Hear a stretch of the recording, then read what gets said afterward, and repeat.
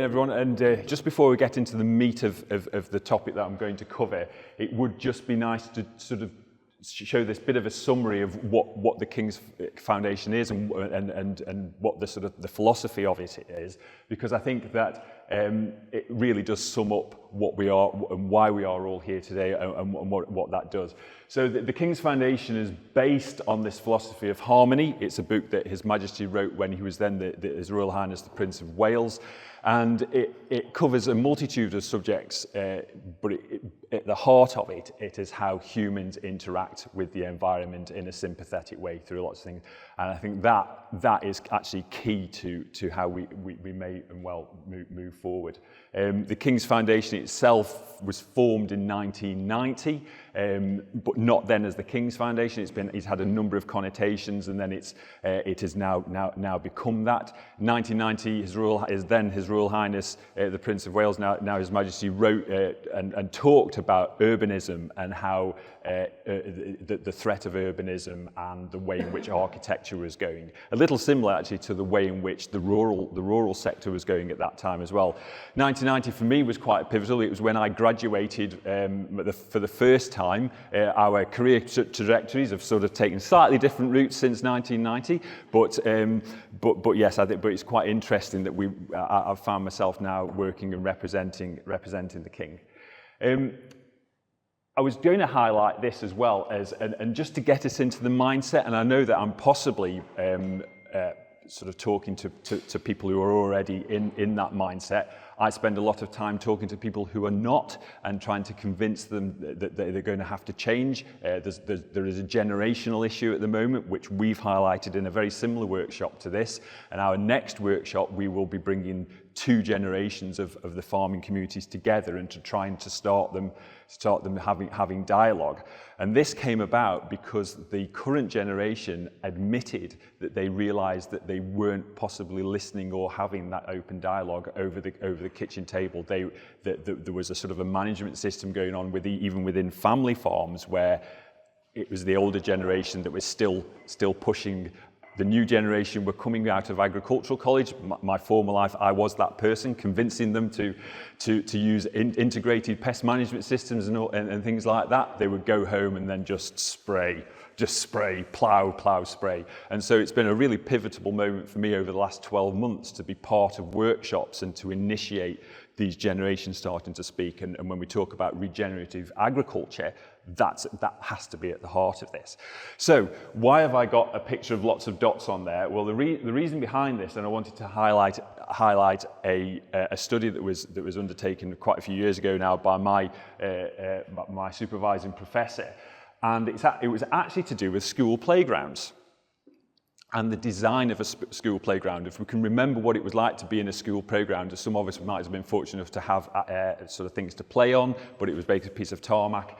And it was how to design those playgrounds. And instead of doing it how we would normally, an adult landscape architect would come in and say, this is where we're doing this. They did it in two ways. They first viewed it from the teacher's perspective and marked all the different areas that were needed, sort of little hideaways, activities, hard landscaping, soft landscaping, etc. And they then did it from the other way in, from the pupil's back. And what that created was all these dots on here, which we won't go into now, but I'll just sum it up in terms of hideaways, for example. There were little dens, there were little sheds. Now the children put those right out of the way so they couldn't be seen from the windows.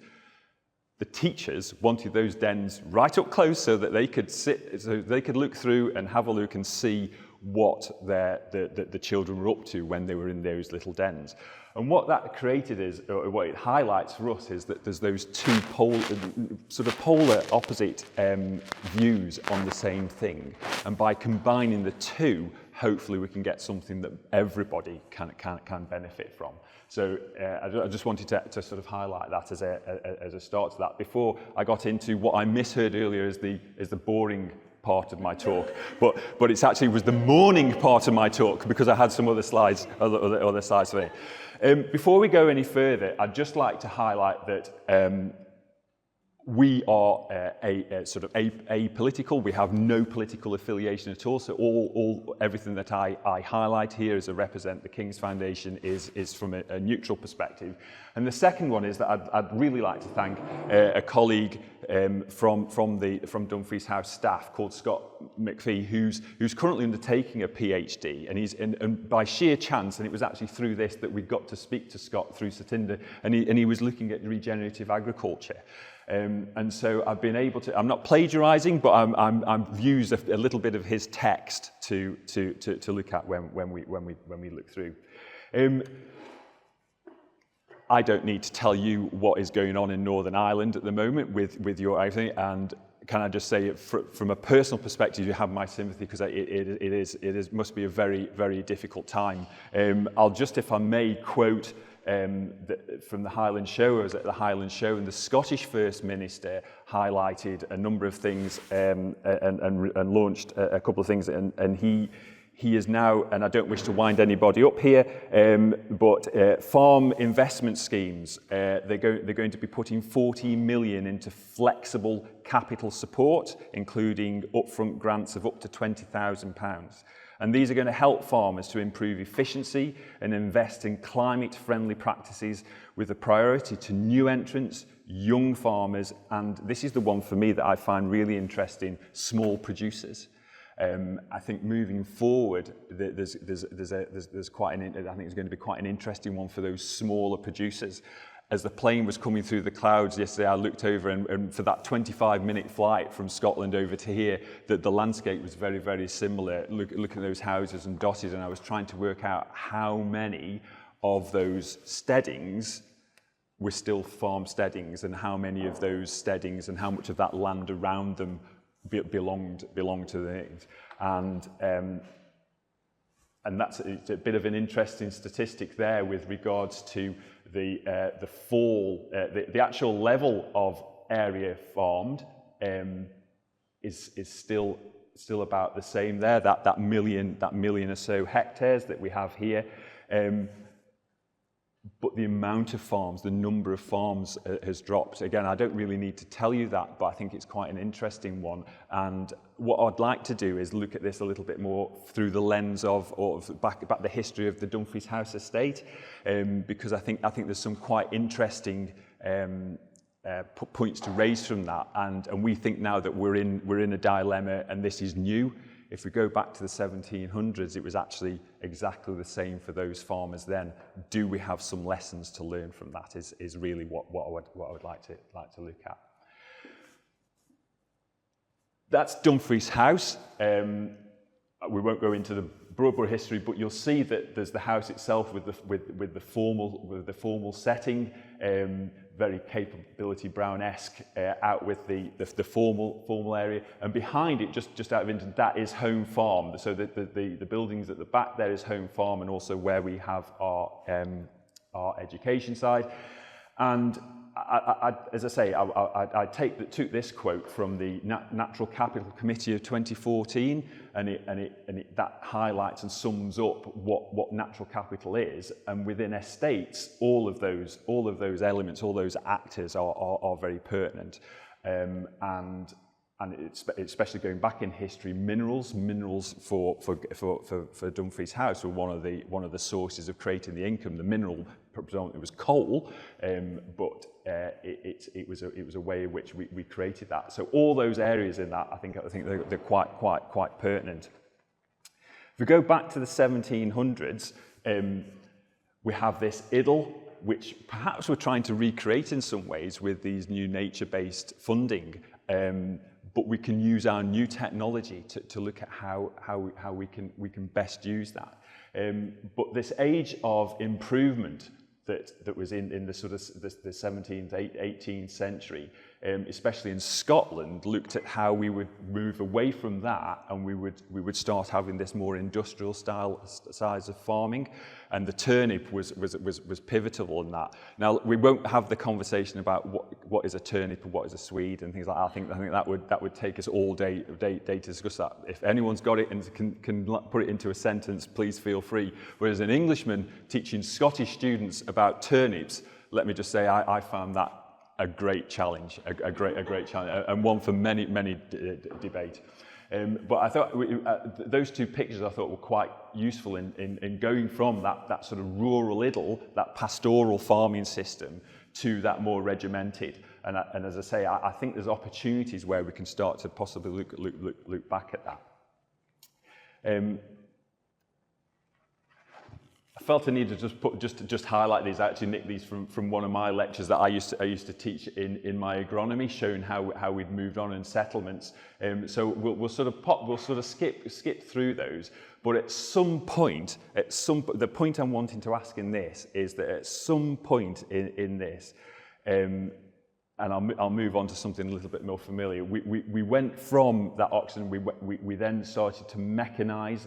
We had the larger tractor, but where in the timeline did we hit an economic threshold that worked both from an ecological perspective as well as a financial perspective?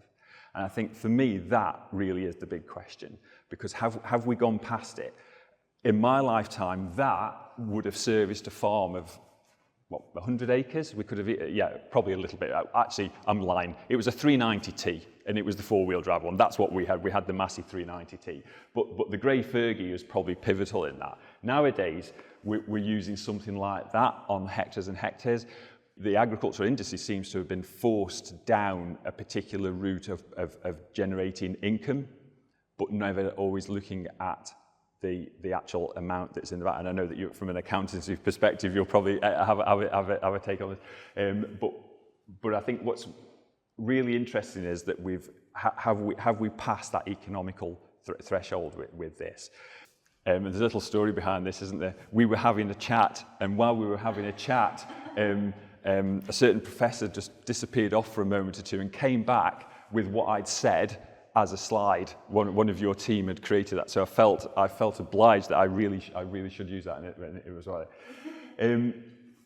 I've used this a number of times now, and what this highlights is that connectivity, going back to the harmony philosophy that we use within our own estate, how soil health and human health are all connected along with plant health and the animal health. That more sympathetic way of farming would hopefully help to reintroduce where it currently isn't. Mycorrhiza, the bacteria and the fungal bacteria within the soil, which is a really vital important. We've probably heard of the wood wide web. These are all phrases that you've heard. But there's another bacteria, and we'll come back to that one in a moment or two. I put this in as well just to reiterate how that somewhere in the history of estates, and if we use estates as a microcosm for this, and then move on and move this into the wider landscape, there must have been that economic threshold. And in the 1800s, especially at Dumfries House, this was actually looked at and generated income. I just wanted to show again how through sympathetic farming, that's a map there of the same piece of ground back on our estate, one there from the late very early 1900s. It's the county series map, and that's it now. I tried to be clever and superimpose them, but it wasn't going to work. But it just shows how through understanding the area and the sympathy of it, we can maintain that natural heritage. We're probably all also aware of ecosystem services. Within our estate, I think we actually now start to tick nearly all of those. It's an estate with a river moving through it. We've got vulnerable land. We are farming in an organic way, and we've got to be very mindful also of public perception, of course. Ecosystem services has actually moved on. But what I'm going to do is I'm just going to just highlight something that we currently don't have any records about the people working on the land. Where what we do have though is written by the landowners themselves, and their knowledge was sort of written down, and it highlights how through the improvements of the sort of late 1700s, the landowners were wanting to improve the land. They were wanting to put on fertilizer, they wanted to use lime, etc. But some of the tenants were opposed to these new farming methods. And I think it's quite interesting how, if you look now, we've got farmers who now are quite reluctant to sort of change their practices. But this was a phenomenon that was going on in the 1700s as well. It was then evident. The evidence was that it was an aversion to move on, because if they moved on, they might find that they have to start paying more rent because their farms were becoming more profitable. Which, again, I think all these things are resonating again. So I'm highlighting that I'm not helping the problem, but I'm reiterating that it's not the first time that we found ourselves in this situation. And it was never assumed that their loyalty to was actually to older farming methods. It was always presumed that it was down to money. So I think, again, that's a really interesting comment that and a little passage that we found on our estate, is that there were farmers that didn't want to change, and they were frightened that by doing that change, it was going to actually be detrimental to them. I just wanted to highlight the ecosystem services. It now ties in with human well-being, of course, and I think moving forward, are there opportunities there for our farmers to make use of those, and go back to the Microbacterium vaccae, which is a bacteria within the soil, and a lot of people, if you've worked with the soil, you hear that phrase of get your hands dirty, a bit of soil, it never did you any harm. And in fact, now it's been proven with the presence of that bacteria, which is beneficial to humans. And through those practices that were advocated either on an estate or in the wider, that we've lost those two. So I think the sort of two key things that I want to bring back from that is that there is improvements, and we've seen people who've tried to bring in improvements in the past, but what's the consequences of those improvers, and what is the motive for them? I think moving forward now, we can go back to an estate and actually see that there was a bit of both there, but predominantly the landowner wanted to ensure that land was going to be left in good heart for the next generations, which in effect is regenerative agriculture. But we seem to have lost our way, and there's so many other things coming on. There's lots of policies, and we've moved into a financial model. And I think it's really interesting. I'll just conclude with this, if I may, is that I've spent the best part of 30 years trying to, in farming and land management, and dealing with the law within that as well, to get people all together to talk about how we can farm in an ecological way. With the stroke of a policy within mainland England, farmers are now going to be having to do that as a matter of course, because the Common Agricultural Payment System is making them do it. So our biggest issue now is ensuring that we use the right vocabulary, so that the farmers can then understand what they're going to do, which is one of the things from the estate side of things back in the day, that it wasn't that, it was the estate owner telling them that's the way you do it, go and do it that way, or you're out. So I think it's really interesting times. I'm sorry I haven't got any answers for you in this, but just to say that I think we've got a lot to learn from 3-4 generations ago, 5 generations, and if we take snippets from that, use the modern technology that they have now, I think we've got a really interesting model going forward, as long as farmers are supported to do that, of course. Yeah. So thank you. Yeah.